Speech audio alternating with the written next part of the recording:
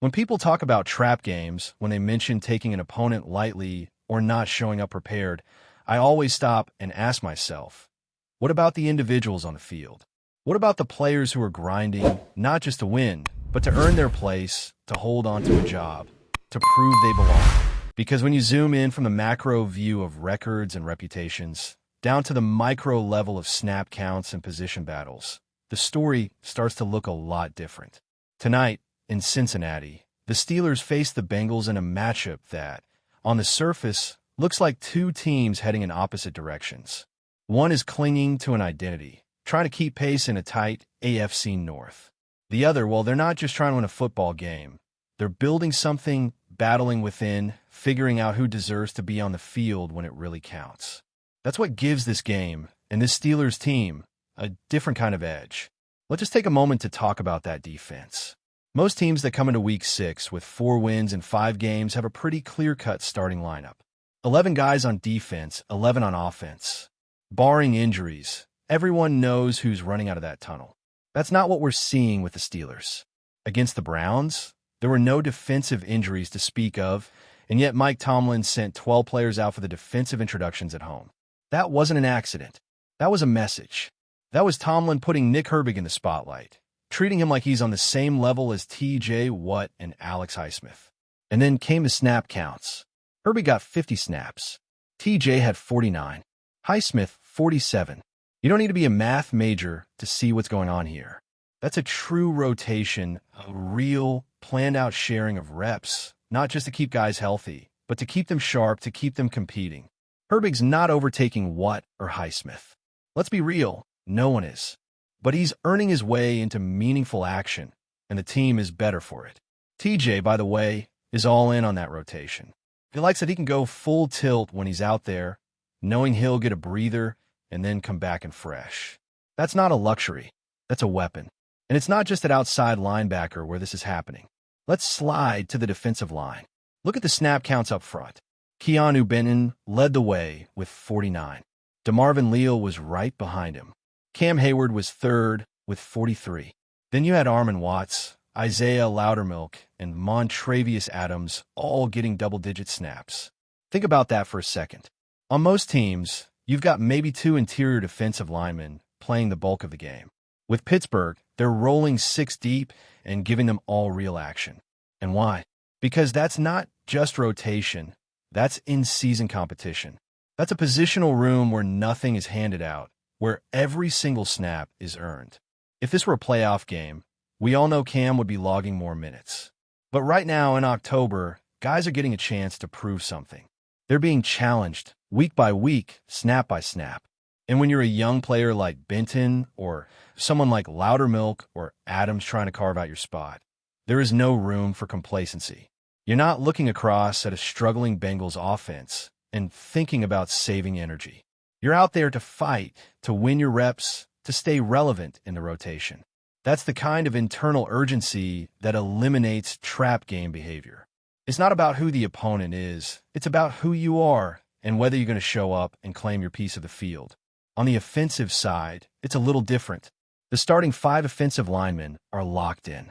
Mason McCormick, Troy Fautanu, Broderick Jones, Zach Frazier, and Isaac Sumalo. Those guys were on the field for all 59 offensive snaps last week, save for the final kneel downs. That group is settled, maybe more than it should be depending on how you feel about left tackle, but for now it's solid.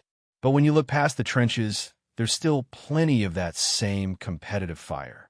Tight end is a perfect example. Darnell Washington played 47 snaps against Cleveland. Jonas Smith was on the field for 41. Pat Freiermuth had 21. That's not a hierarchy. That's a battle. Every one of those guys is trying to make a statement, not just to earn more playing time, but to make sure they're making the most of the time they get. If you're a tight end in Pittsburgh, you know you're expected to block. You know you're going to get a chance here and there in the passing game. And when that ball comes your way, you better be making something happen. Because if you're not, somebody else will. Running back, same thing. Jaylen Warren is the top guy, no question. But even then, he didn't get the most touches against the Browns. That was Kenny Gainwell, who logged fewer snaps but was more involved as a pass catcher. Caleb Johnson got 11 snaps, and ran the ball 6 times. Only one of those was a meaningful gain, but that doesn't matter. He's in the mix, and he knows what's at stake. That's not a rotation just for rest. That's guys battling to stay on the depth chart, to earn their touches next week and the week after. Wide receiver 2 is another one of those spots where you can feel the tension. Roman Wilson got a ball thrown his way, which might not sound like much, but every rep counts. Is he the guy to step into Calvin Austin's shoes? Or is it going to be someone with more experience like Scotty Miller? Could it be Ben Skowronek sneaking into that role?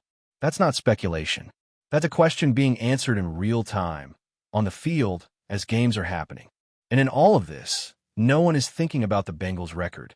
No one in that locker room is putting the game on cruise control because of how Cincinnati has looked. They can't afford to. Not with this kind of internal competition burning through the roster. That's the part of this team that's so interesting and so different from previous seasons. It's not just about culture or coaching or scheme. It's about guys playing for something personal, something immediate. They're not just trying to beat the team across from them. They're trying to beat the guy next to them, the guy one locker over, the guy who's trying to take their job. And that kind of urgency doesn't take weeks off. So when we talk about trap games or letdowns, it's easy to look at the scoreboard and try to make sense of it based on who the opponent is. But the real story is inside the building. It's on the practice field. It's in those meetings and film sessions where every player knows exactly what's at stake and knows that every snap on Sunday is an audition for the next one. Now let's keep pushing forward into the other element that gives this team a real shot at not just surviving games like tonight's, but actually turning them into defining moments. Coaching, and more specifically, how this coaching staff, especially on offense, is maximizing what it has rather than lamenting what it doesn't. It's easy to get caught up in the star power debate, to look around the league and drool over elite quarterbacks and explosive wideouts. But what if your strength isn't just in talent, but in flexibility? What if your offensive coordinator knows how to elevate what's in the room, regardless of the nameplate on the back of the jersey? Arthur Smith is starting to look like that kind of coordinator. There's been plenty of talk about quarterbacks, especially with Justin Fields and Russell Wilson both wearing Steelers uniforms last season. And yeah, those two names carry baggage, on field and off, but one thing that stood out in that stretch was how both of them looked like legitimate quarterbacks for long stretches. That wasn't just happenstance. That was design. That was coaching. Take Fields, for instance. His first few starts last year were surprisingly efficient. He moved the offense. He protected the football. He even delivered a few strikes downfield.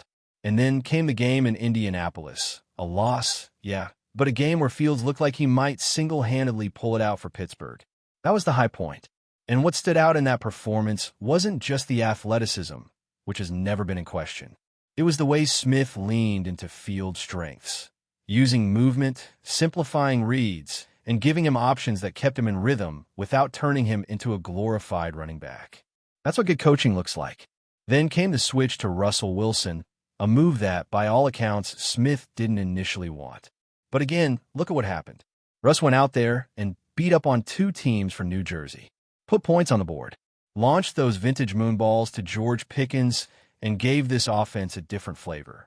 And when it became obvious that Wilson no longer had the arm strength to stretch the field consistently, Smith didn't panic. He didn't try to force something that wasn't there. He adjusted. He simplified again. He focused on timing, anticipation, and chunk plays down the sideline. That's the core of Smith's value. He adapts. He doesn't need a quarterback to fit a rigid mold.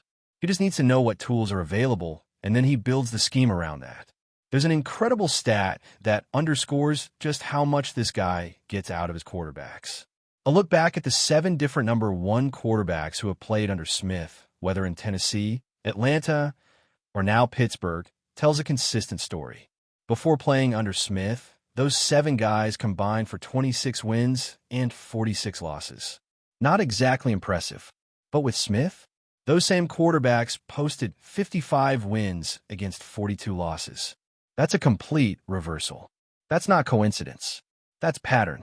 And sure, wins and losses aren't the be-all, end-all when it comes to quarterback performance. We all know there are better metrics like completion percentage or QBR, but those numbers still matter.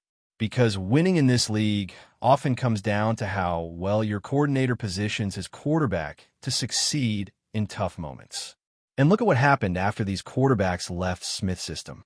Combined, they went 27-34. So the trend is clear. Smith gets more out of his guys while they're with him than before or after. Ryan Tannehill had the best stretch of his career under Smith. Matt Ryan made it work in his final productive year. Even Fields and Wilson had their moments. And now, Aaron Rodgers, who's obviously a different category of player, is talking openly about how much he likes this offense. He's not being prompted. He's bringing it up himself. He's saying he feels more mobile, more in rhythm, more in control of the structure. And the numbers back that up too. Rodgers has been more accurate this year. He's hitting deep throws again. He's moving better in the pocket. And that's not just the Achilles healing. That's structure, design, timing, mechanics. He's trusting the offense, and it's paying off. This is what separates Smith. He's not chasing fireworks or headlines. He's focused on balance, structure, leverage, giving his quarterbacks enough room to operate without overwhelming them. He's not afraid to run the ball in a pass-happy league. He's not afraid to go heavy with tight ends. He's not afraid to rotate receivers until he finds the right chemistry. And maybe most importantly, he knows how to teach. He's not just calling plays. He's preparing quarterbacks to see the game the way he sees it. That's rare. And that's why, even if this roster doesn't have the kind of elite MVP candidate passer at the moment, it's still dangerous. Because the guy designing the offense is maximizing every bit of what he's got. He's getting contributions from guys like Roman Wilson, from tight ends like Darnell Washington and Jonnu Smith, from backs like Jaylen Warren who are doing damage in space. He's finding ways to score and to move the ball, even when the pieces are shifting week to week. But before we dive in, don't forget to subscribe to Steelers Nation Central and hit the like button on this video. Your support helps us keep bringing you the latest updates on the Pittsburgh Steelers. And don't forget to share your thoughts on the news in the comments below. The Pittsburgh Steelers appear to be quietly stirring the waters in the NFL rumor mill, and fans are buzzing with speculation. Sources close to the organization suggest the franchise is actively hunting for a wide receiver who could ignite their stagnant passing game and provide quarterback Kenny Pickett with a weapon capable of turning games on a dime. The Steelers, long known for their defensive identity and run-heavy schemes, may be on the verge of a bold, offensive shakeup. While the front office has remained tight-lipped, insiders hint at a high-profile target being at the center of Pittsburgh's off-season plans. The chatter is already setting social media ablaze, with fans dissecting every hint, tweet, and trade whisper for signs of incoming fireworks.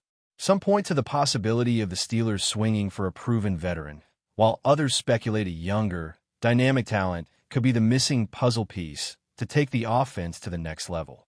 This potential acquisition comes at a pivotal moment.